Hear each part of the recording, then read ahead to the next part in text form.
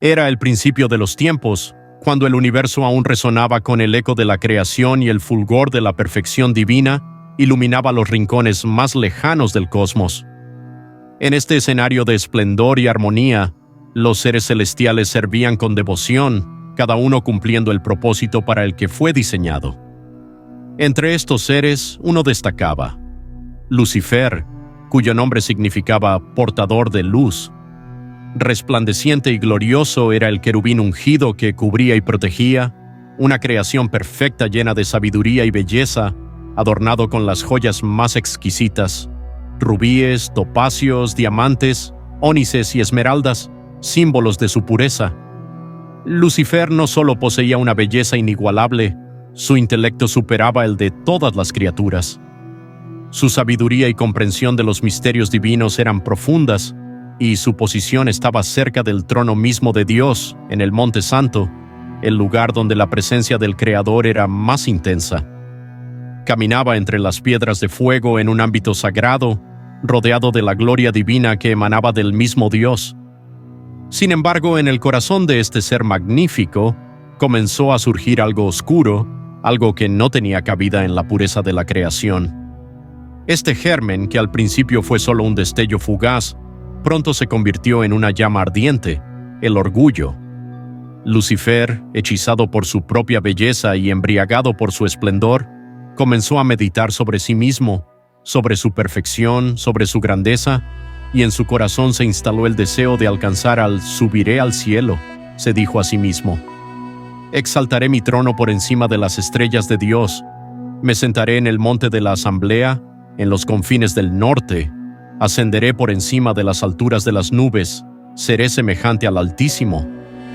Estas palabras, pronunciadas en el secreto de su corazón, eran la manifestación de su rebelión, un desafío directo al orden divino. Con estas declaraciones, Lucifer no solo aspiraba a ser igual a Dios, buscaba suplantarlo, usurpar su autoridad, gobernar desde su trono y recibir la adoración y reverencia. Fue en este momento que la iniquidad fue hallada en él. Su belleza se convirtió en corrupción, su sabiduría en arrogancia. La perfección que había sido su sello distintivo se volvió en su contra, pues en su deseo de grandeza perdió toda santidad, y su esplendor fue opacado por la sombra del pecado. Dios, en su santidad y justicia, no podía tolerar la rebelión en el corazón de uno de sus seres más elevados.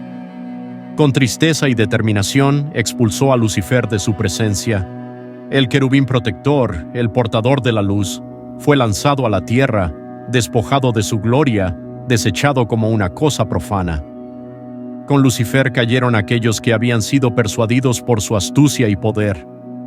Ángeles que habían sido fieles servidores fueron arrastrados por el torrente de sus mentiras, seducidos por su visión de poder y dominio.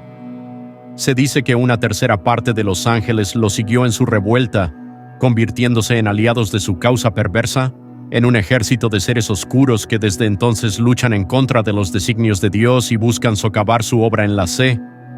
A pesar de su expulsión, Satanás, como fue conocido desde entonces, retuvo parte de su poder y su influencia.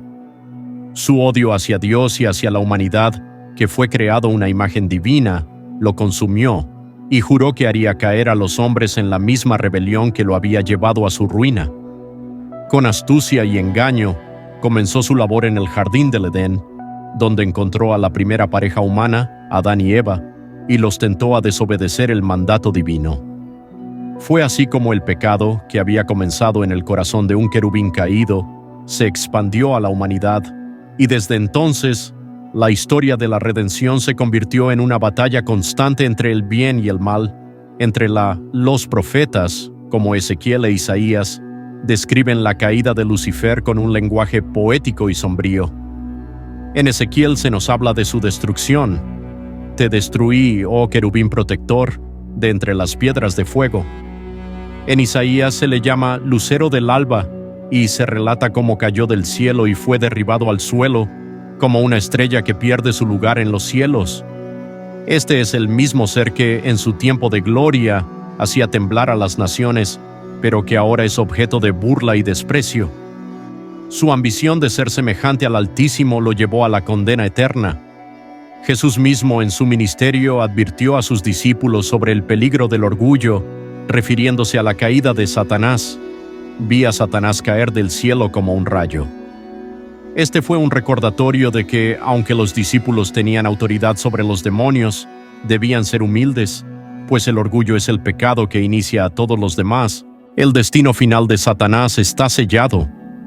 En el libro de Apocalipsis se nos revela que al final de los tiempos, el dragón, la serpiente antigua, será arrojado al lago de fuego, donde será atormentado eternamente. Aunque su poder y su influencia se sienten aún en el mundo, su derrota es inevitable. El lago de fuego, un lugar de separación eterna de Dios, fue preparado para Satanás y sus ángeles, y será allí donde se encuentre. El pecado de Satanás, en su esencia, fue el profundo deseo de usurpar la posición de Dios, de querer ser como Él en poder, gloria y autoridad. Este anhelo de independencia y grandeza se convirtió en la semilla de toda maldad. Satanás, que antes era un ángel de luz, se dejó dominar por el orgullo y ambicionó ocupar el lugar que solo le corresponde al Creador. Este acto de arrogancia y rebelión no solo fue el origen de su caída, sino que también marcó el inicio de una batalla cósmica contra la bondad. Desde entonces, la humanidad se ha visto envuelta en esta lucha constante contra la influencia de Satanás, quien, usando su astucia, ha intentado una y otra vez desviar a las personas del propósito para el que fueron creadas.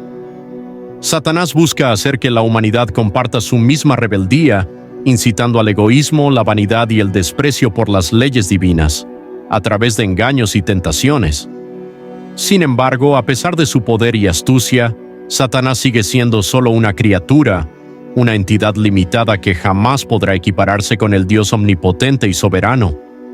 Su rebelión, aunque provocó un impacto significativo en el mundo, no altera ni frustra el plan divino. Dios, en su infinita sabiduría y misericordia, ya ha trazado un destino final para la creación, un destino en el que el mal será completamente vencido y toda la creación será restaurada a su perfección original. Al final de los tiempos, cuando el bien triunfó sobre el mal, el universo entero glorificará a Dios y el propósito para el que fue creado.